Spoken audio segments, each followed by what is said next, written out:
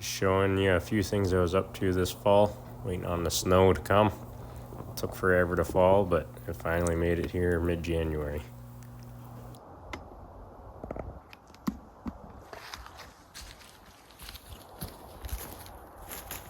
So I've got a sled trail running right along here, and I've had this dead poplar on my property for a long time. I need to knock it down, but I used the rangefinder there, found out it's about 60 feet tall.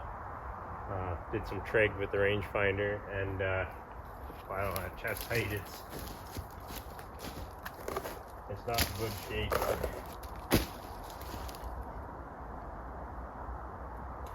About 15 inches at chest height, so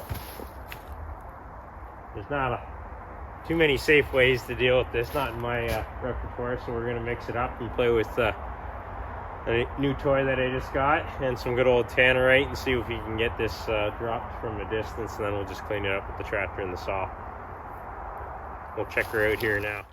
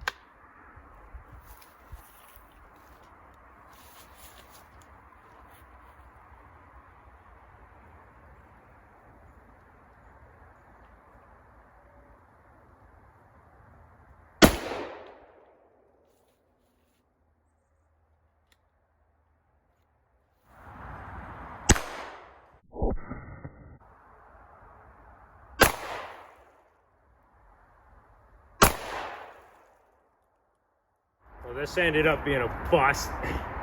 3 pounds of tannerite later. So I hit all 3 pounds. First one I hit with the my new little break action shotgun, and I thought maybe it was the gun, so I busted out my duck gun with the 28-inch barrel. Still a shotgun, 12 gauge. I shot it as well.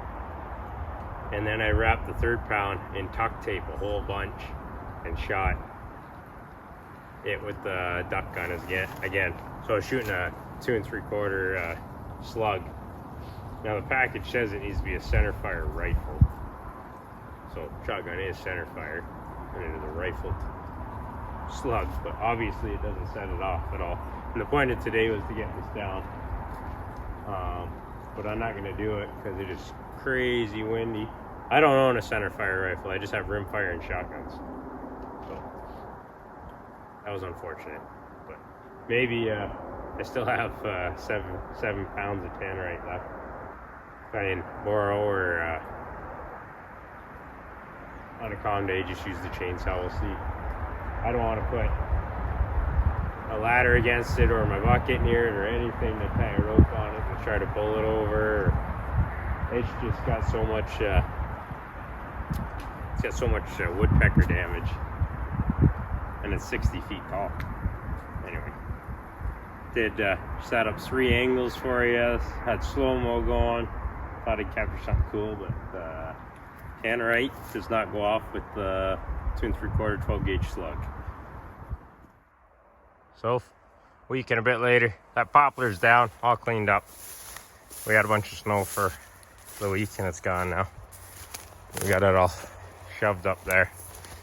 So, did some research when I went back inside. It says it needs at least 2,000 feet per second to set it off. So I ended up gathering the bottoms of all the containers. There was 3 pounds there. Put it all in the tuck tape container and then re-tuck taped it. But it sat in the damp tree for half the day before I came out and gathered it up again. And it's not supposed to get damp. But I busted out my 22 Magnum, my grandpa's old lever action, and was shooting some CCI ammo that was 2,200 feet per second, and it set off this tree. And then I cut it all up and shoved it out of the way. So yes, rimfire can set off tannerite, It took 3 shots to get it to go, but it still went off better than the slugs. Welcome back to Against the Grain Living. It's been a minute since we've seen each other. It's January 9th, and this is all we have for snow, and we just got it on the 7th. So it's a very late start to winter here in Ontario. Last year I looked back at my phone and I was taking my first loads in with the Scandic to the property November 26th. So we're almost a couple months behind. Anyway, we've been working on other projects in the time being. So we just got the tire chains on the tractor and the snowblower because today we're supposed to be getting about 8 inches of snow followed by half an inch of rain. But the Scandic's still away for the summer. It hasn't even been pulled out. But I just got this home a couple days ago from the farm. I modified it. So I'll try to put some footage from last year on how the hitch used to be mounted. Anyway, I was running into some binding. So now it's a full pivot so it can articulate right down and fold up flat.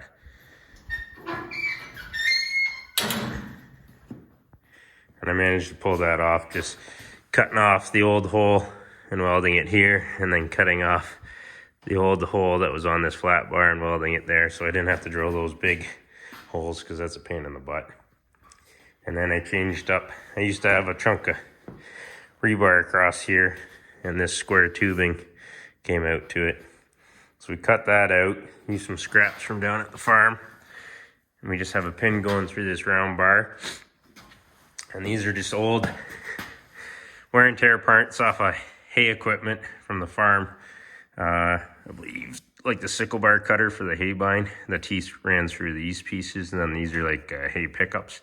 So they were just sitting on a shelf. We don't have any hay equipment anymore. So Dad let me weld them up here.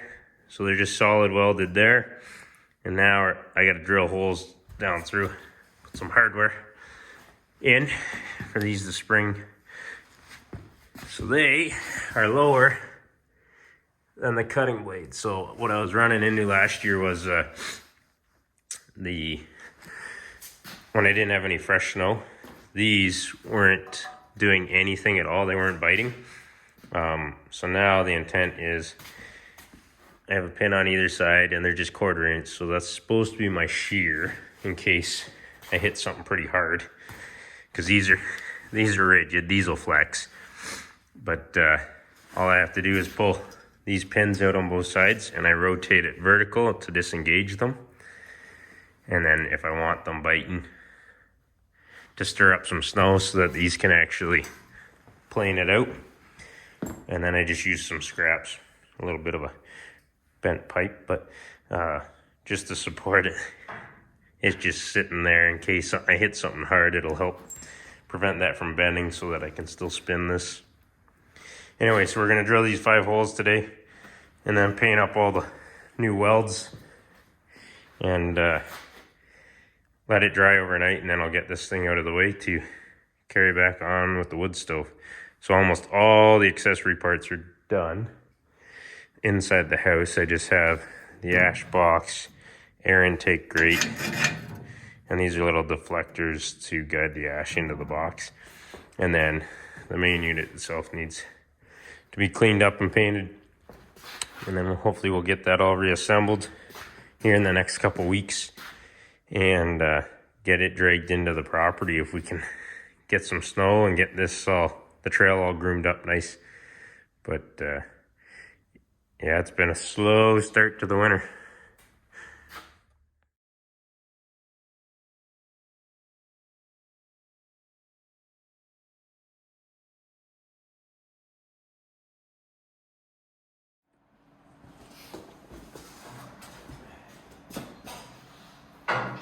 So it clears everything and lays flat. That's good. And in theory, it would go past 90 beneath it, but I'd be in a situation for sure if the hitch was facing like that.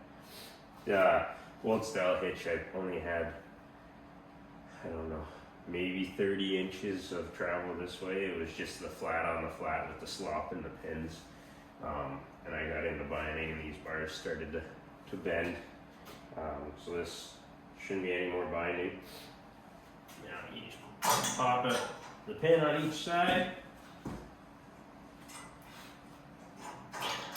and you can simply just lift it out if you don't want it on there at all, or you just give it the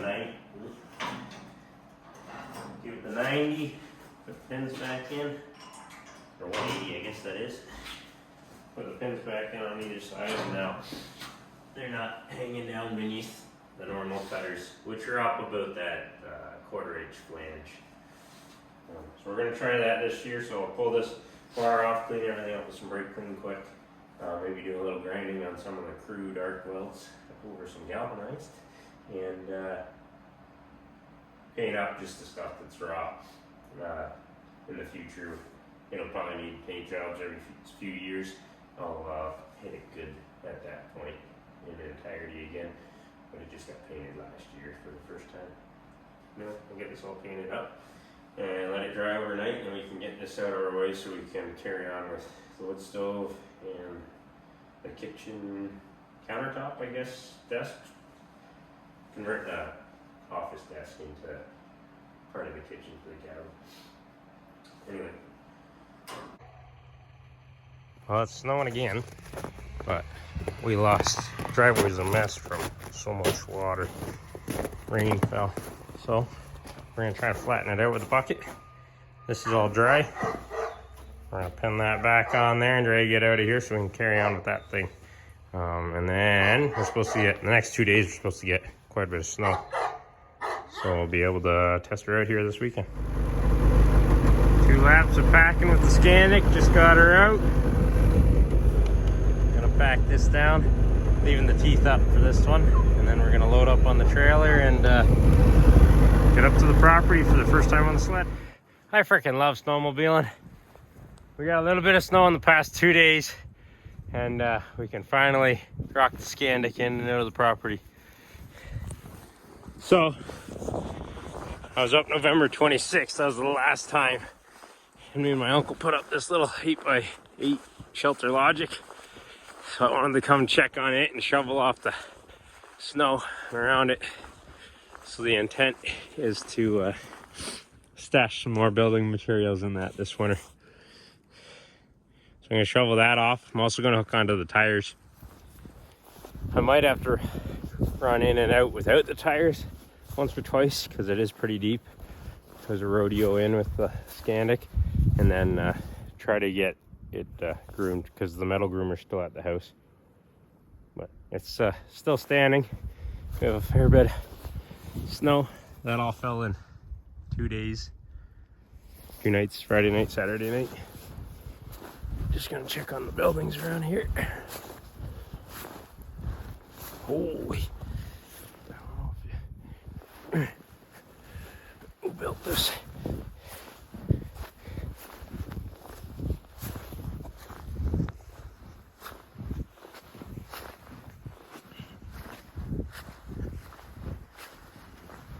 Oh, my Dollarama tarp's still working. Alright, let's get to work. Nice in here. You get quite a bit of condensation on the inside of this thing. It's windy out here. Anyway, so we got a fair bit of snow. Just gonna shovel this out here. It had, I'm gonna say 18 inches on it, and there was probably 4 inches of ice, so there was a fair bit of weight. So I'm gonna have to stay on top of keeping it shoveled off.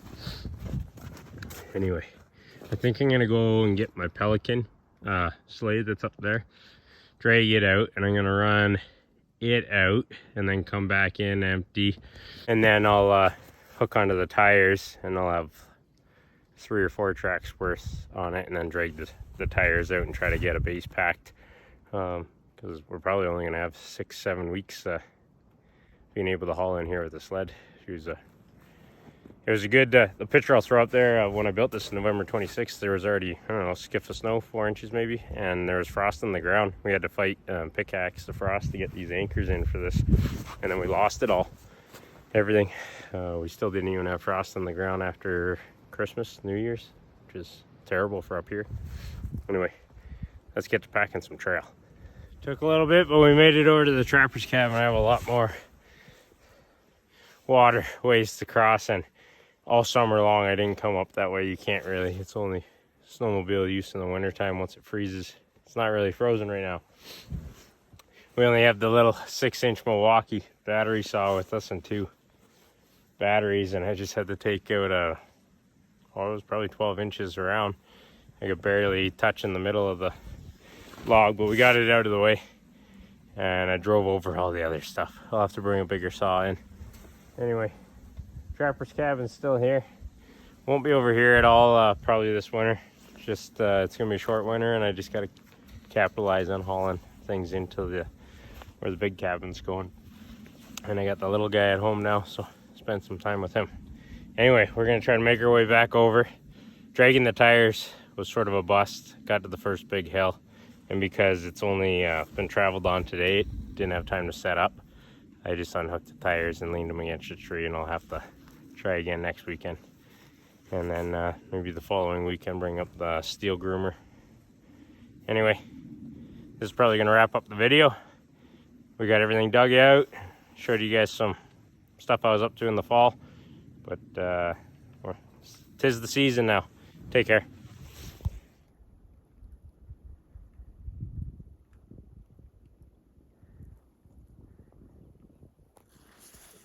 We made it back to the build site from the trapper's cabin up the hill without a down track, and there's trees in the way of my very crude marked trail. It runs over there a little bit more, but we had to get away from it from a big down tree, and it's been a battle. I'm out of breath, and I gotta make it through there without getting into these 2 trees, because it's, or that one that's down. And then one last little hill over there, and I'm back on the pack trail. I'm just gonna get out of here. I have another trail cam I'm gonna set up there, and whew,